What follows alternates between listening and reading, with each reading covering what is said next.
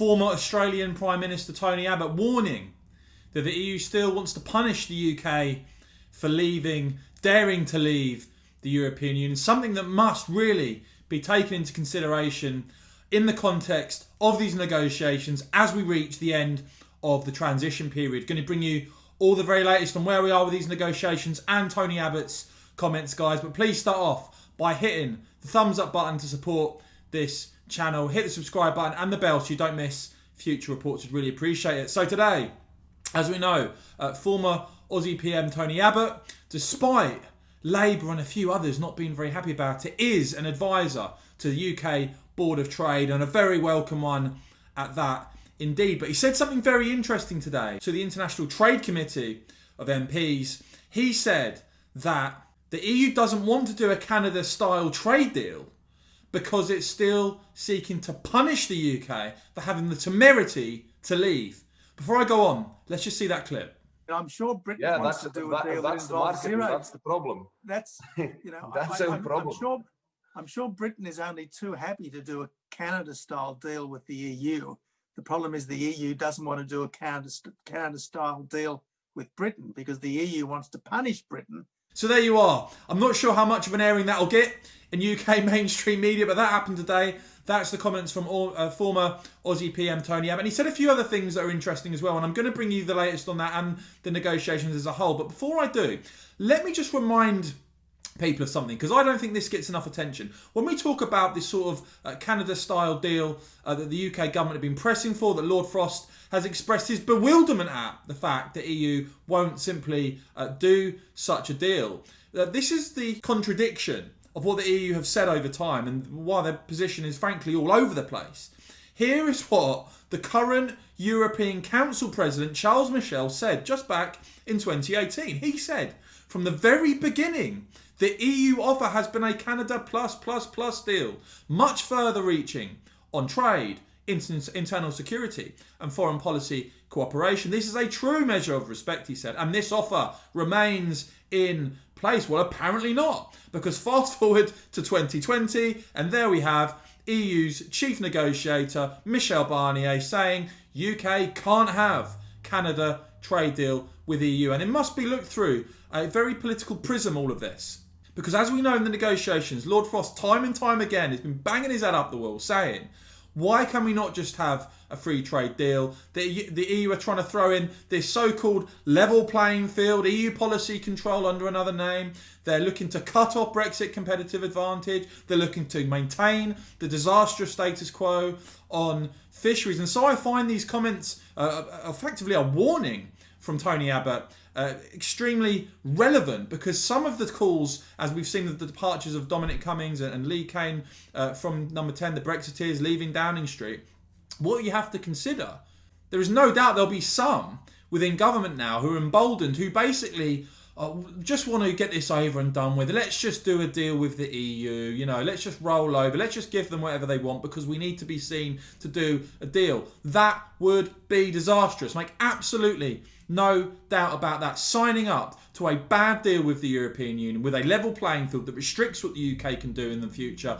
restricts Brexit competitive advantage, sees British politics move forward in a way that conceivably by signing up to EU demands, you would see the Conservative, Labour, whoever, at the next general election saying, sorry, we can't put this policy in place because we've told the EU that we would adhere to their restrictions. That would be a disaster. That would be lunacy. That must be rejected, which is why clean break, no deal actually has so much support, I know, on this channel and beyond, because there is great power in fully taking back control. Interestingly as well, as the Sun report, Tony Abbott saying he'd like to be a facilitator towards a UK-Australia deal.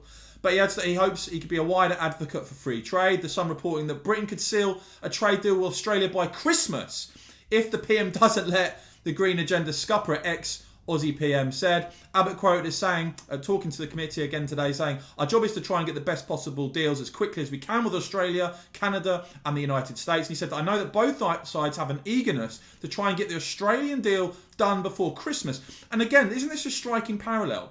When you look at how long these negotiations with the EU have gone on 4. He's talking about an Australian deal potentially before Christmas. We know that the Japanese deal, UK-Japan deal, got done in just 3 or so months. But the EU's hardline position, seeking to maintain areas of policy control, a sharp contrast, is it not, to this endless negotiation with the EU?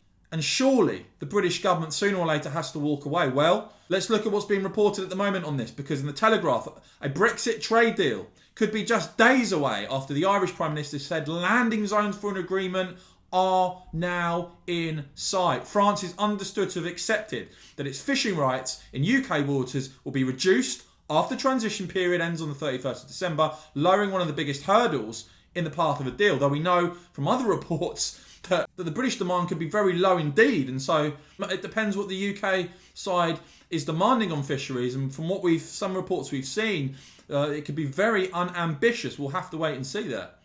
Telegraph gone on to say that a trade agreement could be announced as early as Monday, sources in Brussels suggested, but only if both sides make compromises on issues such as fishing and subsidy law. Meanwhile, Politico is saying that Brussels no longer expects a Brexit deal ahead of Thursday's summit. Brussels had hoped to clinch a deal ahead of the virtual leaders' meetings, but the EU's chief negotiator Michel Barnier won't brief EU ambassadors on the state of play of the Brexit negotiations before Thursday's EU leaders' summit, 2 EU officials have said. And they go on to say that in this Politico report, it now seems both sides are eyeing the beginning of next week for a possible landing zone for a deal. This is backed up by a Sun report. Brexit boss David Frost tells PM to prepare to shake on EU trade deal as soon as Tuesday.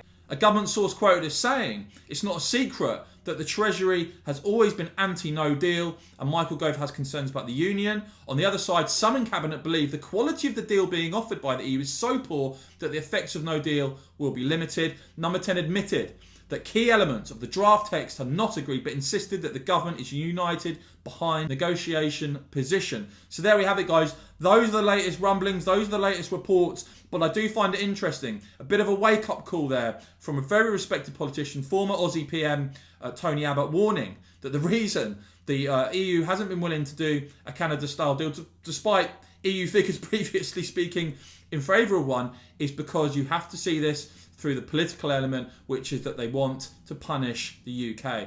And that is through the prism of which this negotiation must be viewed. Make no mistake about it, no deal will always be better than a bad deal. Let's hope Lord Frost holds the line. Let's hope Boris Johnson doesn't cave in to EU demands. Let's hope that we secure a clean break from the EU. One thing's for sure, you can rely on me, you can rely on the Westminster channel to keep bringing you all the very latest on this, guy. So please, if you've enjoyed this report, please hit that thumbs up button, hit subscribe and the bell so you don't miss future reports. And of course, as ever, thank you so much for watching.